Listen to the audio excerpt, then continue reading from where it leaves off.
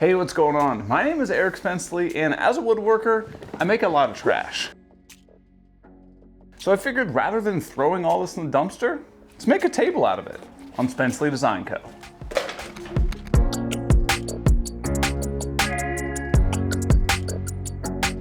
All right, so the first thing that I'm gonna need to do is take some of this melamine here and cut some strips down. That way I can make a nice big epoxy form that'll put all the epoxy and trash into that'll make up the pieces for the table. As I cut that melamine down, here's the end result that I'm going for. If I color code all the pieces on the table and then lay them down flat, I can arrange this in a way that seems relatively efficient for a large epoxy mold. From this area of the mold, I'm going to get the tabletop. This area is going to give me the longer stretchers, this area will give me the shorter stretchers, and this area will give me the legs.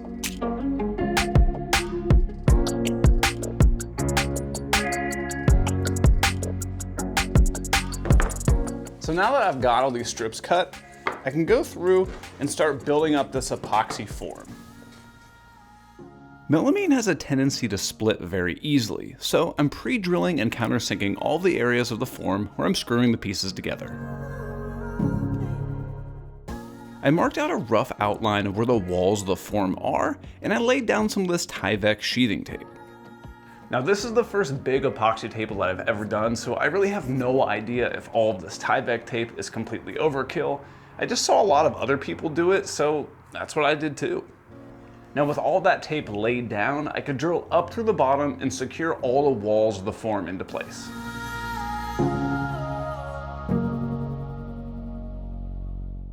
So at this point, the mold is completely constructed. On the bottom, I laid down some Tyvek tape just to prevent the epoxy from sticking to it at all. And to be honest with you, I truly don't know what I'm doing. I've looked at a couple other YouTube videos and stuff, but this whole epoxy thing is not really my forte. And I'm just kind of going overboard because I have to set this inside of my apartment to cure since it's so cold and I don't want it to leak anywhere. So just for extra insurance to make sure this doesn't leak anywhere, I'm gonna go around every single seam, cover it with silicone caulking, and I'm gonna put another layer of Tyvek tape over that silicone caulking, as well as doing the exact same thing on the outside of this form. Like I said, I don't want this to leak anywhere. After spreading some silicone and getting the mold sealed super well, I can move the mold into my apartment where it's a lot warmer. So I've got the mold made and the tarp is down, but before I pour any of the epoxy, let's head outside. Now because this epoxy is so expensive, before I go pour multiple gallons of this stuff, it's probably smart to do a couple small test pieces. The main question that I had was if I should just pour the epoxy over the trash and sawdust, or if I should stir it all in and mix it together. So for this first test, I just poured the epoxy over the sawdust, and for the second test, I mixed it all together. And I know, before you tell me that this epoxy isn't made to be poured this thick, it was just some extra epoxy that I had on hand and I didn't mind wasting for this test. So as you can see, the first test pieces didn't go great because I was an idiot. You're an idiot! And I used the wrong cups, so they basically just melted. However, I repeated the same test in the actual mixing cups you're supposed to use, so let's see how those ones turned out. So if you thoroughly mix everything through, this is kind of how it turns out. It basically just turns into this big blob, which is not really what I'm going for. However, on the samples that I basically poured the epoxy over the sawdust, it looks much better. So based on how that experiment went, I think the best course of action is to pour a little bit of epoxy, let that kind of gel up a little bit, then add all the trash and everything inside. That way it sticks to the bottom and doesn't float. And then afterwards, we'll cover it with a lot more epoxy. So let's head inside and hope this doesn't leak all over the floor. And for this massive pour, I'll be using Total Boat's thick set epoxy. All right, well, I think I took as many precautionary measures as possible, so let's start.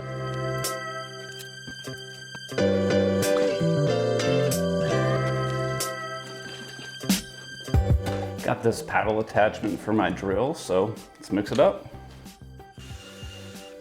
Please don't leak on the floor.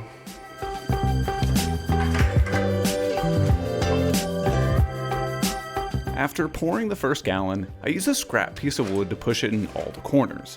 Oh, and I should mention that I used a level to make sure this form was flat on the floor and shimmed it up where I needed. So now that I got that first gallon laid down, I'm just gonna start throwing all kinds of random stuff in there. Now you'll probably notice that I placed pieces of metal in the form like screwdrivers and hex keys and pop cans. Now I made sure to put these only in places where I knew I would not be cutting into. Now, if I were to do this again, I actually would have skipped putting sawdust in the project, but you'll see why later. After the first gallon of epoxy set up for right about 7 hours, I poured another gallon of epoxy on top to help keep those buoyant pieces of wood held down before the last several gallons were poured on top. Here we go. Oh my God, that's it.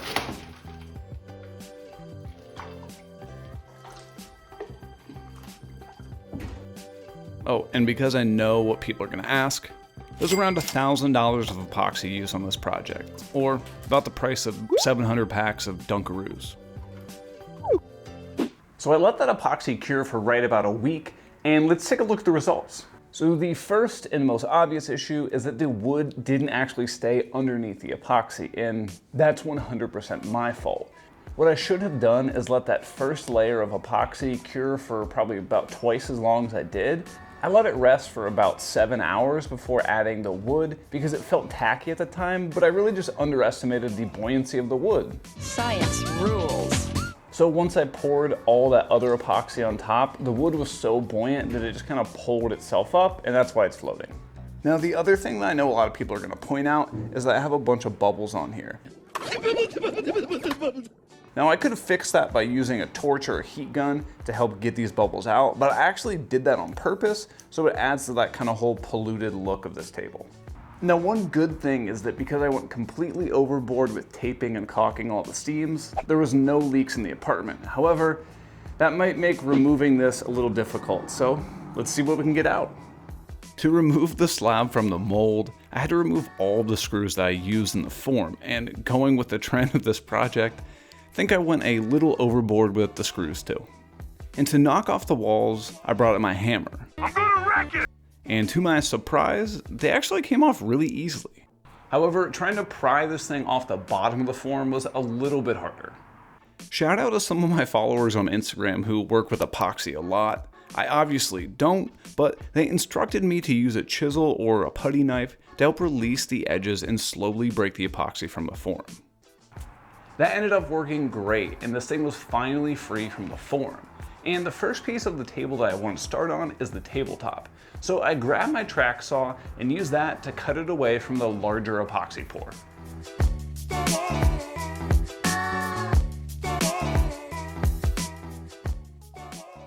To square up one of the sides, I leaned into my track saw again and thought it was pretty cool that I was able to see the blade as it's cutting.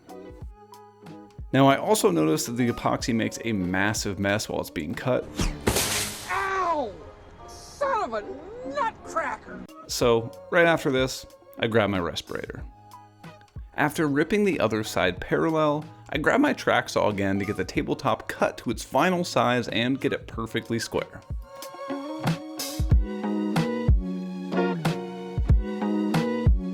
Now remember how I had the mishap of the majority of that wood floating up above the surface of the epoxy? Well, I couldn't flatten any of that with any machinery because I put a ton of metal in there. And I didn't have any extra epoxy, and I'd already used over $1,000 of epoxy, and I just kind of felt stuck. One of my Patreon supporters, Trip Southern, smacked a little sense into me and just told me to flip it over and use the rough part as the bottom of the table. Now that side had a ton of ridges left from the tie-back tape, so I had to sand it all down to get it smooth, but I won't make you watch that. And to ease those sharp edges, I rounded over the tabletop with my router.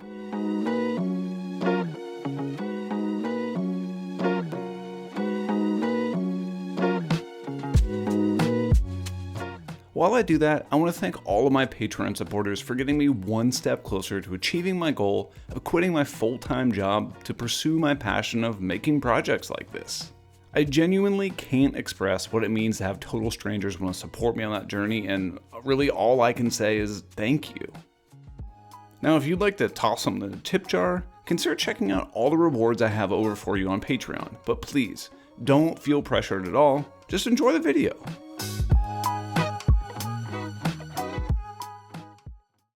With the tabletop finish, I'll start cutting down some pieces that'll make up the base components.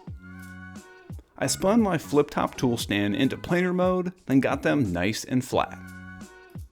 And as a reminder, I did not put any metal into any of these pieces that I'm running through the planer.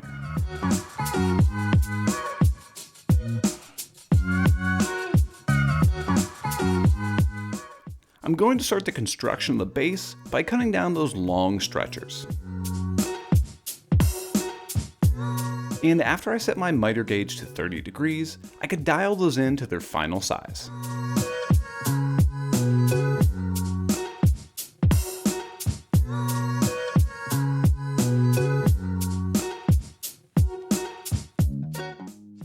Next, I cut some rough pieces down to make up the legs.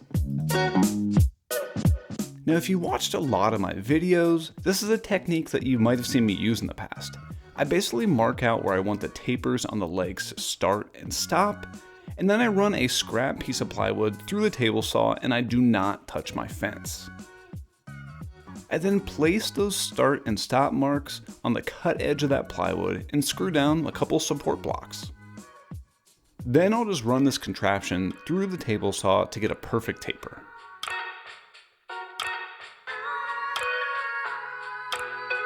After the first leg is cut, I'll simply remove it from the jig and place the offcut back onto the jig and get it at the exact same size.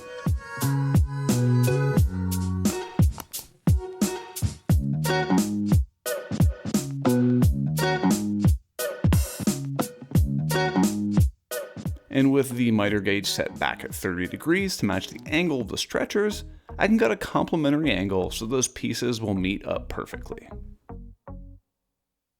Now, I have absolutely no idea how strong an epoxy to epoxy connection is, and it's probably not strong, so I'm going to use some dominoes to join these pieces together.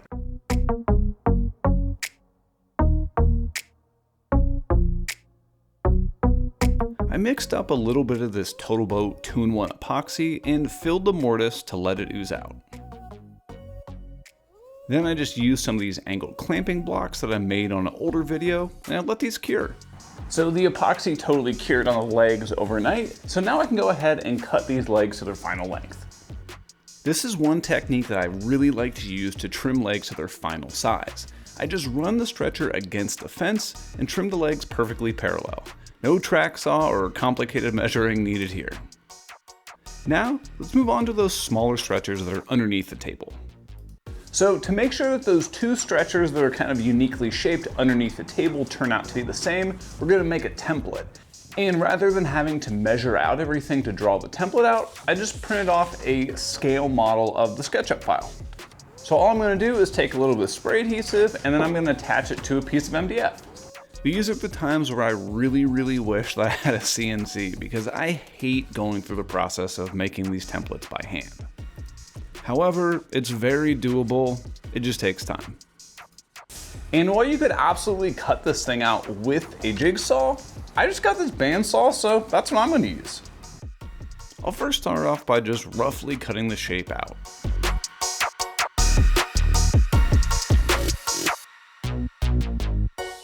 Then I can grab my track saw to make sure that all of the straight segments are perfect, and then back to the table saw to get it parallel. And for all the curves in the template, I can knock those out with the bandsaw. If you don't have a bandsaw, just use a jigsaw. That's what I used to use all the time, and it works great, it's just a little slower.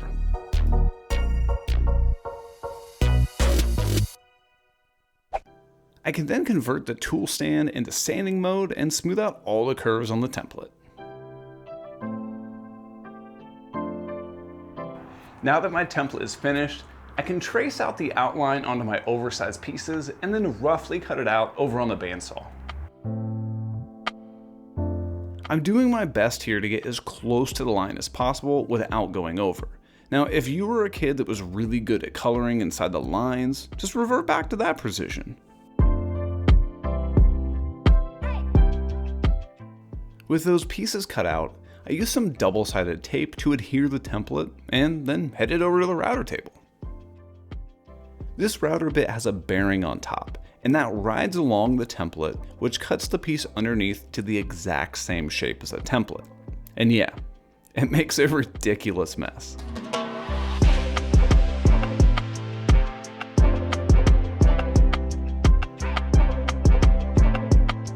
And after that template shape is transferred to the workpiece, I can pry off the template.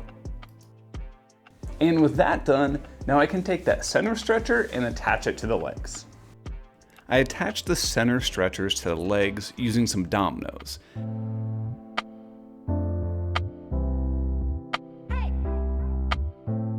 With that base finished, I set it on the bottom of the tabletop and marked out where it's going to connect. Now, because the bottom of the tabletop is nowhere close to being flat, I brought out my router flattening jig just to get some nice flat reference surfaces.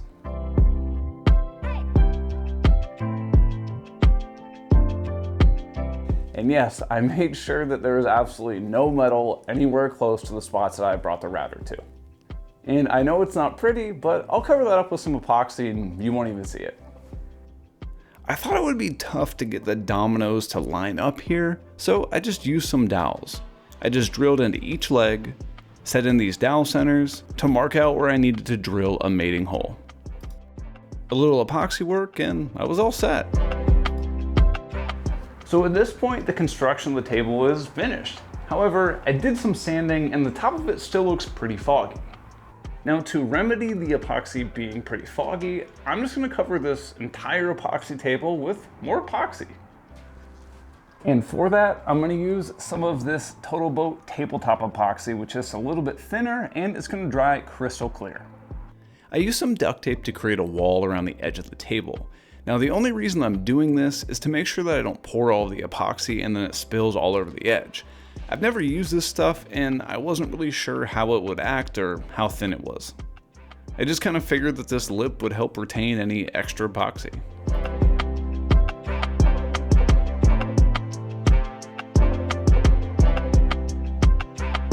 As the epoxy was curing, I hit it with a heat gun just to pop any extra bubbles, and after the epoxy cured, this table's done. Now I want to try to get ahead of some of the comments. Is this table perfect or up to the standards I typically build my furniture? Absolutely not. This was not an exercise in fine craftsmanship, rather it was an exercise in trying to bring this crazy idea that I had stuck in my head to reality. For me, I enjoy doing these experiments occasionally and pushing the boundaries of what I typically work on, and I think that's something that everybody should try to do. I mean, the worst thing that can happen is you spend some time on a project, take a step back, and then realize that it's trash. Trash. Trash. See you on the next one.